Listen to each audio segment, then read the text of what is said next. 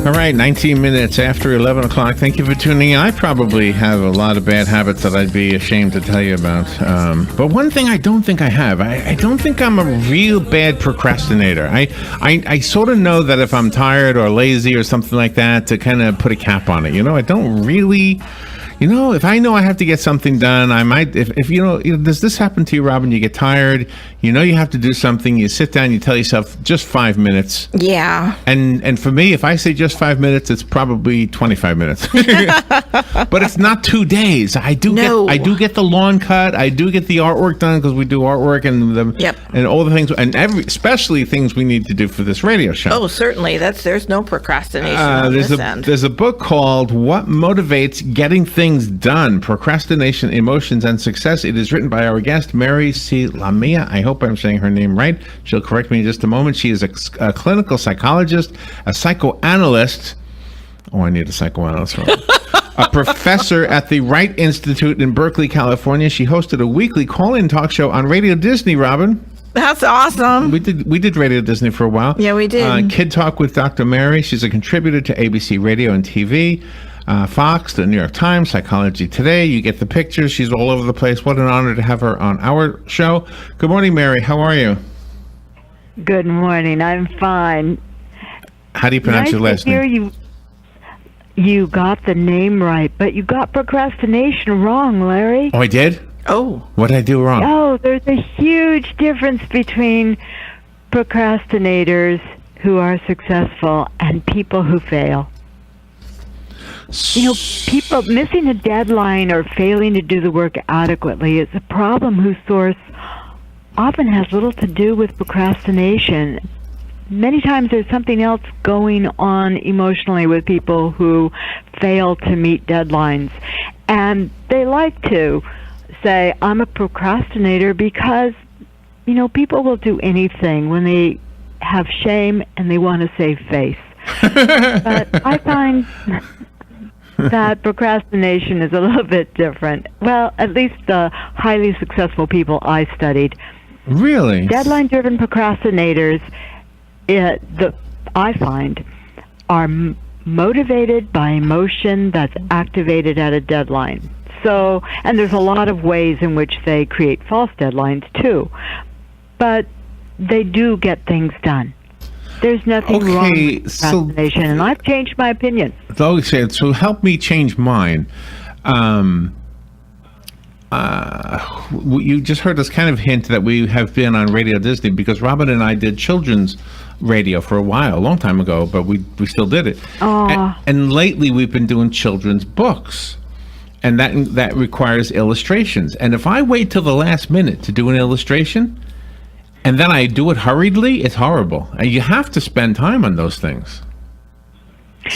Well, there you go. And what you have learned is to take a look at your motivational style. And you know the timing where you do things effectively. And that's really, really important for people to do, is to understand their own motivational style, understand how they're most effective. And actually, it has to do with your emotions and when they're activated. People who are what I call task-driven, who tend to do things ahead of time, are motivated by emotions that are activated by the task itself. They're task-driven. So they see something that has to get done, and they get it done and get it off their plate because it relieves them of the emotion that they feel, usually a negative emotion. And by the way, negative emotions are not bad. The designation of emotion as positive or negative has nothing to do with its value. It has to do with the way it motivates us by the way it makes us feel. So negative emotions like distress or fear or anger or disgust and shame motivate us to do something to avoid experiencing them or urge us to behave in ways that will relieve their effects. Like you're motivated to back off from a dangerous situation based on your fear, or have you ever brushed your teeth before a date so you'll avoid the shame due to bad breath? Exactly. We're motivated by our emotions. And, human beings are motivated to do something based on their desire to turn on emotions that are positive or to turn off the negative ones. It's a fundamental principle about how we function emotionally. And if you know that, that's it. So does the book help? Look, okay, a lot of us are single individuals, but a lot of us are married individuals or have somebody else. And let's say you want to do something and your partner is not motivated. Does the book help us push those buttons on the other person to get them moving?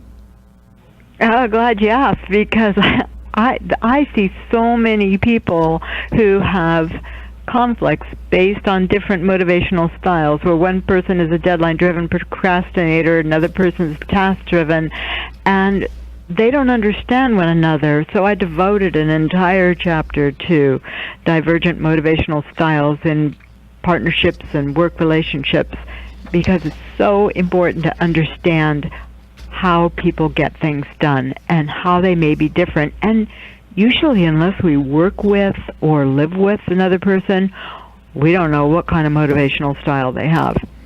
I love the fact you have two different drives, a task drive person and a deadline drive person. I always thought it was one and the same until I read your book. Yeah, well, deadline-driven people, I use that because there's so much of a stigma against people who procrastinate.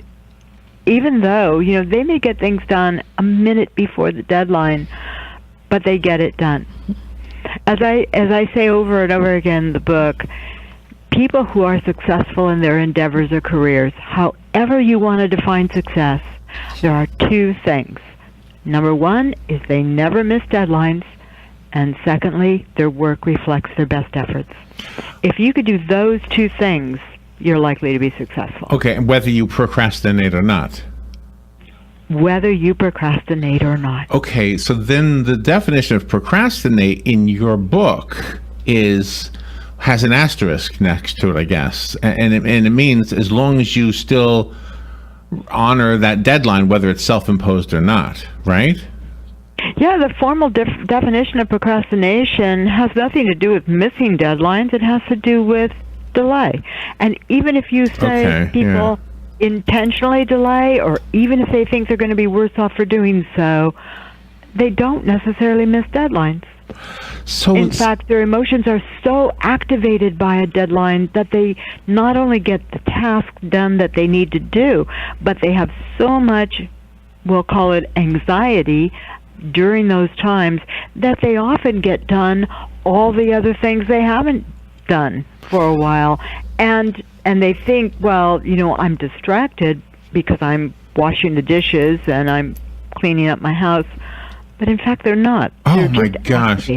I can tell you what you just reminded me of.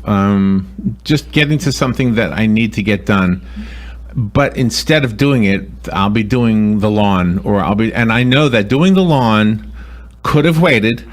but for some reason, I'm just putting off what I need to do and justifying it by saying I need to get these domestic chores done. Exactly. I can plead guilty to that. And you're reprimanding yourself for being distracted when in fact it's not distraction at all, Larry. You're activated by having to do this task. Whether you're task-driven or a deadline-driven procrastinator, we become activated by one task we have to do, and it looks like we're distracted and have to do all these other things, or compelled to do all these other things that we think are unnecessary, when in fact we're using the emotional energy we have at the moment to get things done. I don't know if it was just me, but I love the way you say my name. Larry. She said Larry. I know, you've got that on tape, too. The book is called What Motivates Getting Things Done. Larry. Yes? And take yourself off the hook.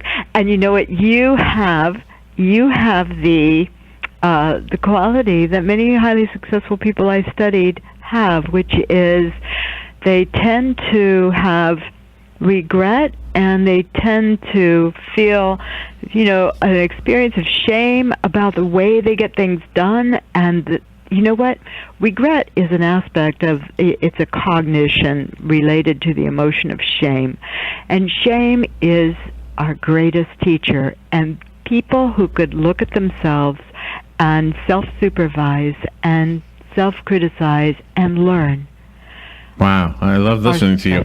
I have a copy of the book, What Motivates Getting Things Done, and we have to get things done and go to the break. Do you have a website you can direct us to?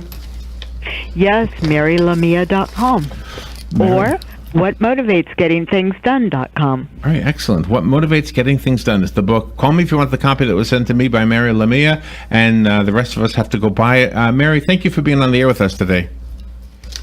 Thank you for having me. You're welcome. We'll be right back.